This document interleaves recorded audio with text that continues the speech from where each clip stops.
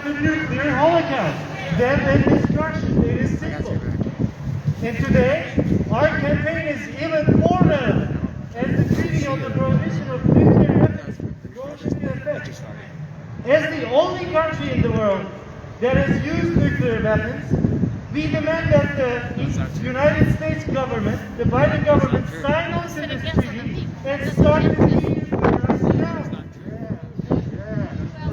From the very first time atomic bombs were dropped on Japan in 1945, killing thousands of civilians in an instant, the nuclear weapons, in fact, have been the military and political weapon of U.S. imperialism.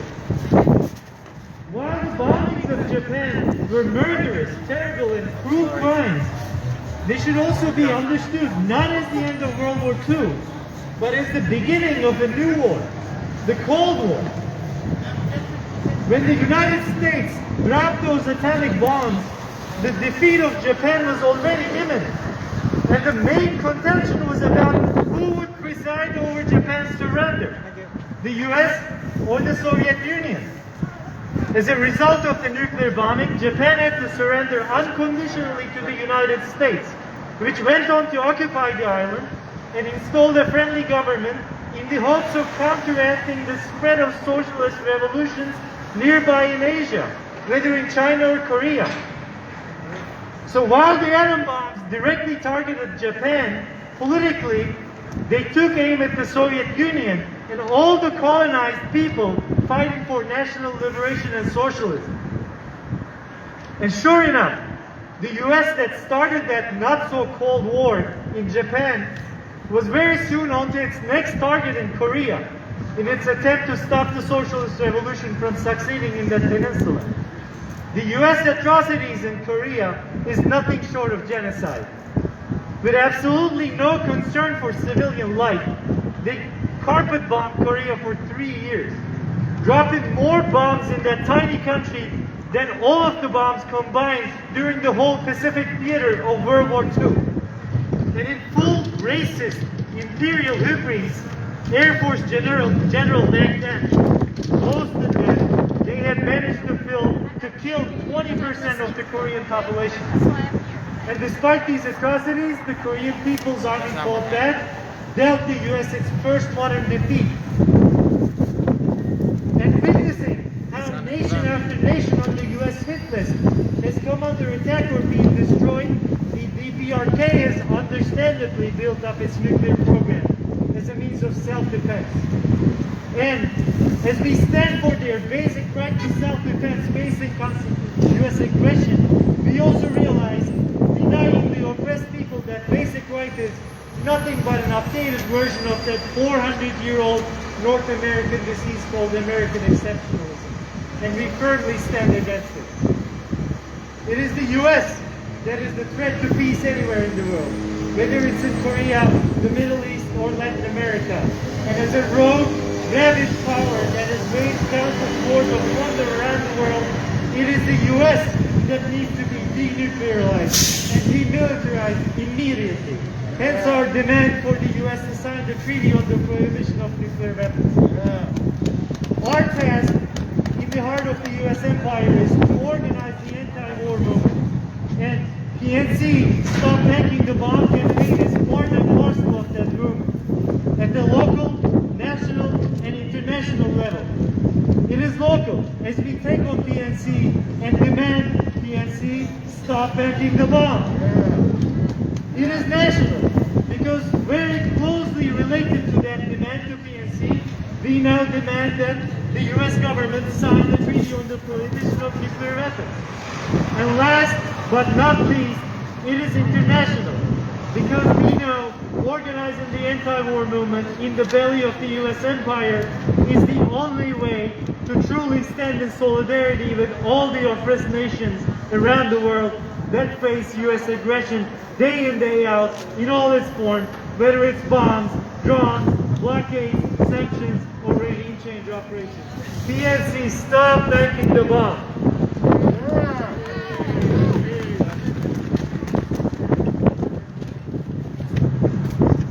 Alright, everybody, let's give a round of applause for Typhoon. excellent speech. Now, in the United States, we call Korea the forgotten war. How can you forget a war? Part of that reason is because they don't want us to know that the United States military, that they say protect us, killed 20% of half a country population, half of northern Korea. Right? They don't want us to know that fact. The other reason they don't want us to know about the Korean War is they don't want us to know that when the people stand united and unified against the United States ruling class, we can overcome them. All right? So now, unified in one voice, can we say, stop making the bomb. Stop making the bomb. Stop making the bomb. Stop making the bomb. Stop making the bomb. Stop making the bomb. Good job, everybody. Now, next on our speaking list, we have Councilwoman Anita Frizio. Everybody give her a round of applause. Yeah!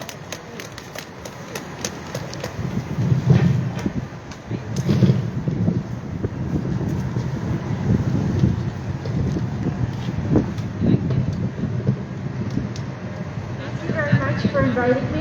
I'm here to celebrate the treaty banning nuclear weapons coming into force today, February 22nd. This treaty is particularly important because it requires that countries that ratify this treaty can not only produce, maintain, or deploy nuclear weapons, but cannot host any entity that does. This means that war profiteers such as Lockheed Martin and Raytheon factories or offices in any of the 50 countries that have ratified the treaty so far. So even if those offices do not have nuclear weapons and don't work on nuclear weapons, they cannot be located there. I imagine restricting the ability of these war profiteers to locate factories and offices wherever they like, but impact the bottom line, making these companies unprofitable.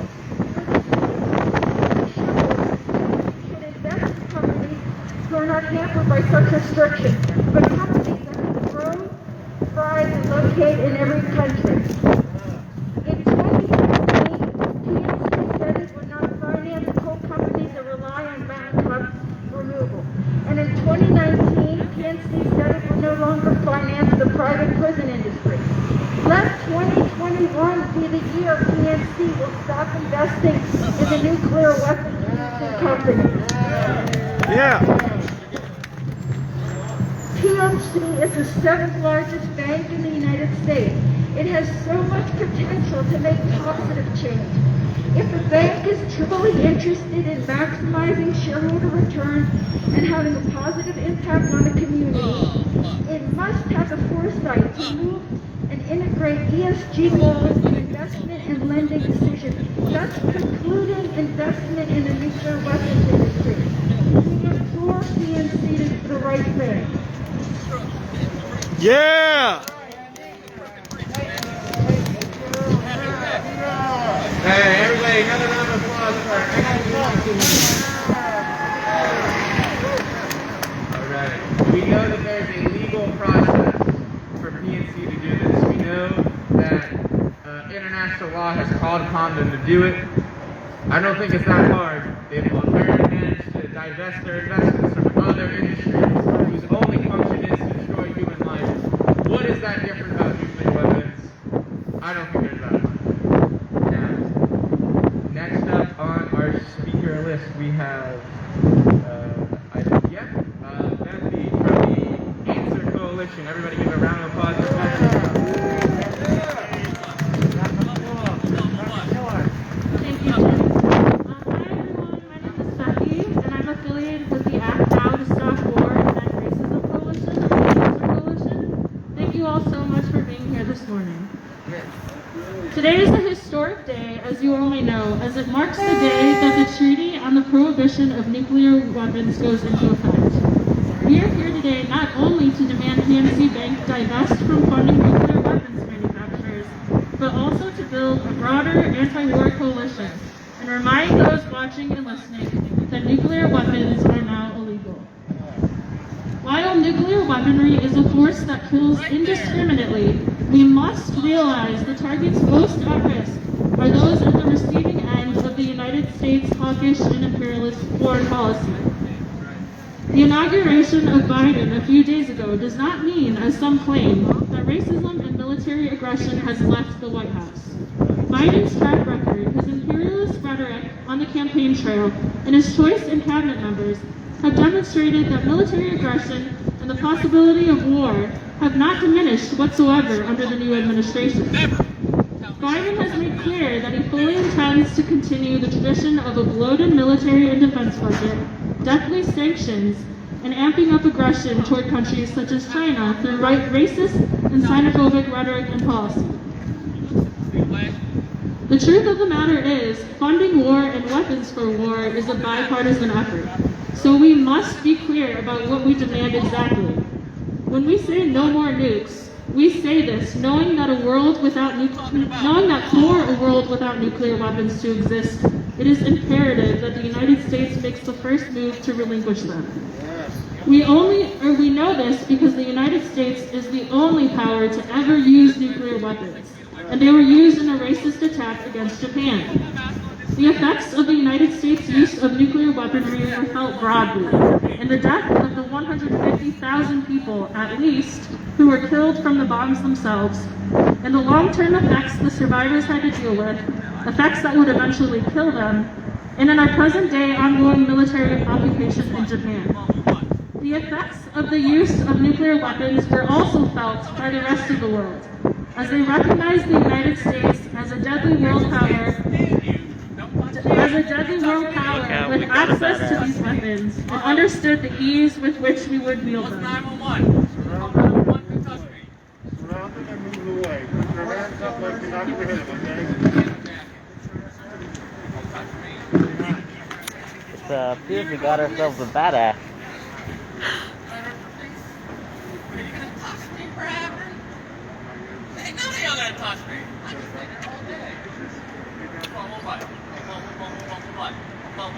That's just boring.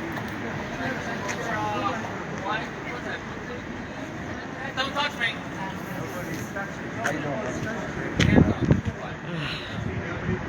What?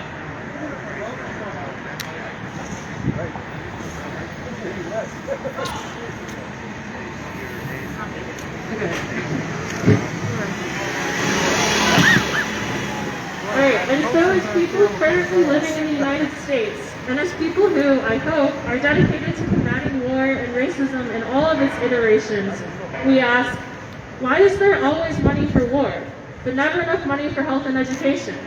Why are we receiving barely any money in stimulus checks during unprecedented levels of unemployment and poverty in the midst of a global pandemic? And yet well over $700 billion is budgeted for national defense. We demand that PNC Bank divest from funding nuclear weapons manufacturers. And we demand that our tax dollars not be used to fund war and weapons of war. Thank you. Alright. Great speech from Betsy. Now I want to highlight one of the points that they made that does not often get talked about. The effects of war are not just the lives that are lost when the bomb is dropped, but also all those lives that are affected by those lost lives. You know, if you bomb a farmer, he can't plant that field of food that all those other people rely on. Which means that the lives lost in wars cannot just be calculated by those directly stopped by weapons, but by the entire economic destruction of countries that we create in our campaigns against the people of those countries. And we need to stand up against that too. Now, let's have another round of chants to let those people in PNC know that we're here. Make sure that they know that we're not going to be leaving anytime soon. All right, this one goes, stop the war, stop the greed. Stop the bomb, stop the greed. No wars, sounds good to me. Everybody got that? Stop the bomb. Stop the bomb. Stop the greed. No more wars, sounds good to me. Stop the bomb. Stop the greed. No wars, sounds good to me. Stop the war. stop the greed. No bomb, sounds good to me. All right, now, everybody, our next speaker is from the Green Party. His name is Jay Walker. Jay, where are you? Come on down. Woo! Get Jay!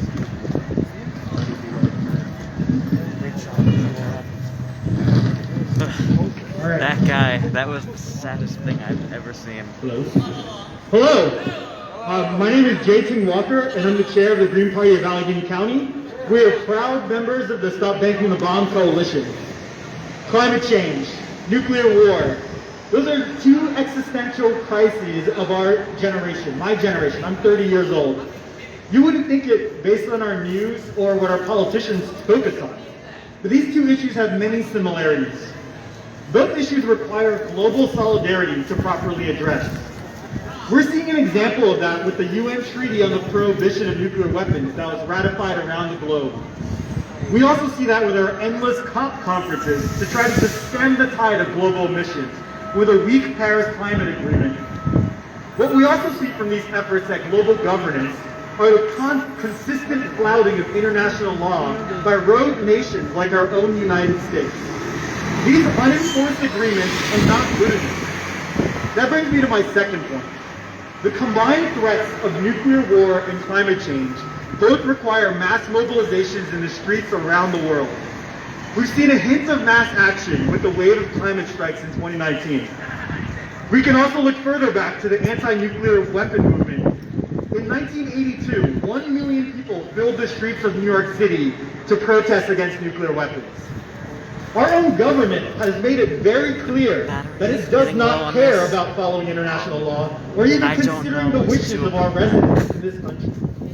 We need to wrest back control of our democracy through mass displays of working class solidarity that acknowledge but transcend any differences that are intentionally stoked by those who seek to divide us. Age, race, sexual orientation, gender identity, divisive ruling class forces. Divisive ruling class forces brings me to my final point. Climate change and nuclear annihilation are both issues that receive purely lip service from both corporate parties. Both parties take massive donations from fossil fuel interests in the military-industrial complex, and we see that most of all right here in our Commonwealth of Pennsylvania. Our street movements are not enough. We need to take control of our government and completely transform its priorities. We need a government that prioritizes people over profit, that actually respects human rights, that takes loss of life from COVID seriously and not just as an annoyance. Right now, many of the conversations about change center around how can we get our representatives to take notice of us. We are constantly begging for their attention. No more. They should be begging us for our attention. We've let their leash out too far, and we need to bring them to heel. We've let our so-called leaders forget that we are in charge. We need a clean sweep of these elected officials, save for a few that you all know, that we've elected in our corrupt pseudo-democracy. This sweep will come directly from the movements in our streets. Let's stop wasting our time getting the same runaround in district offices. I know activists here, right here at this protest, have been getting that runaround for 50 years and more. So here are the takeaways. One, we need to act locally, yet continue to think globally and work in partnership with people around the world. We need to revive both the recent climate strike wave, but also the anti-war and anti-nuclear weapon movements of previous decades. And to do this, we need to organize deeper. We need to completely reorient our relationship with our representatives in government. To do that, we need to toss both corporate war parties that don't give a damn about our environment or our climate out with the garbage. So let's fight to ban nuclear weapons, let's end the wars, let's stop fracking ourselves to death, and let's achieve 100% renewable energy by 2030 through a Green New Deal. The only way we'll do that is together. So stay tuned for more actions this year, climate strikes, and our next Stop Banking the Bomb is Saturday, January 30th, and I hope to see all of you there on PNC on the South Side at 11 a.m. Thank you. Everybody, big round of applause for Jay from the Green Party. Now, what he said was right. If we want to get anything done, we need mass mobilizations. And if history of the United States proves anything, it's proven that true. I just turned the brightness of the screen way down. People take the Lasts a streets little longer. and demand what we are owed from the ruling class. And that requires a lot of things. But one thing it definitely requires is people like you, I guess just go until people it who goes out. understand I the guess so. crisis now, even when it It's doesn't supposed to be seem that just big in the right. news. You know, people might ask you today, oh, why are you protesting? Right? But nuclear bombs, climate change, racism, poverty, sexism, homophobia, transphobia, those are all I got like a big issues. 15% warning. It takes people like us Thanks. who are ready to fight it all the time, who make it a big part of our lives, to mobilize the masses of people when they really understand that it cannot continue any longer. That's when change happens. So even if you think today is not that important, it is, because today is about preparing for tomorrow and the next day and the next day and the next day until that eventual day where we win and we take power. All right. Now, a little bit of music to nurture and soothe the soul from Alexa Thompson and the Green Party. Everybody give them a big round of applause.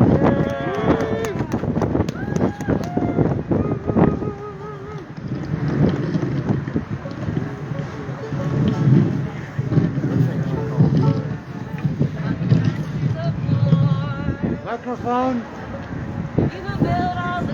Microphone. Microphone. Microphone. I'll just need someone to like hold it there. Hold it for me. Okay. Come you masters of war. Hey, make some room. You who build all the guns. You who build the death flames. You who build all the bombs. You who hide behind walls. You who hide behind us. I just want you to know I can see through your mask. You didn't fasten all the triggers for others to fire. Then you sit back and watch while the death count gets higher. You sit in your mansions while young people's blood flows out their body and gets buried in the mud. You've thrown the worst fear that could ever be hurled. Fear to bring children into this world. For threatening my baby. Sorry. Gotta fix my mask, I'm sorry. For threatening my baby. Unborn and unnamed. You ain't worth the blood that runs in your veins. Let me ask just one question. Is your money that good?